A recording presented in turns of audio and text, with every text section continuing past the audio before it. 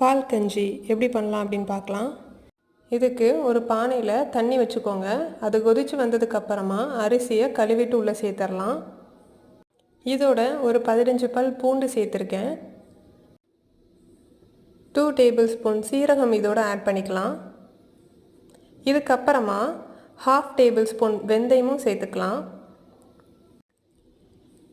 இதோட தேவையான அளவு உப்பு சேர்த்துக்கலாம்.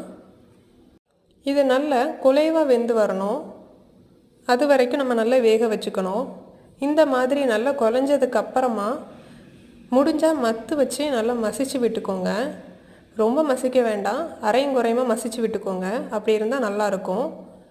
இப்போது ஸ்டவ்வை ஆஃப் பண்ணிவிட்டு நான் காய்ச்சி ஆற வச்ச பால் எடுத்திருக்கேன். அதை இதோடு சேர்த்துட்றேன். பாலும் சாதமும் நல்லா ஒன்று சேர்ந்து வர வரைக்கும் நம்ம நல்லா கலந்து விட்டுக்கலாம். சிலர் பசும்பாலுக்கு பதில் தேங்காய் பால் சேர்ப்பாங்க, அதுவும் நல்லா தான் இருக்கும்.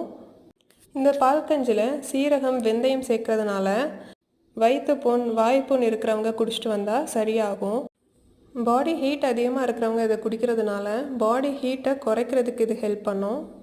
இதுக்கு சைடிஷ்ஷாக மாங்காய் ஊறுகாய் வச்சு சாப்பிட்டா செமையாக இருக்கும். வாய்ப்புண் வயிற்றுப்புண் இருக்கிறவங்க ஊறுகாவை அவாய்ட் பண்ணிக்கோங்க. நெக்ஸ்ட் வீடியோவில் பார்க்கலாம்.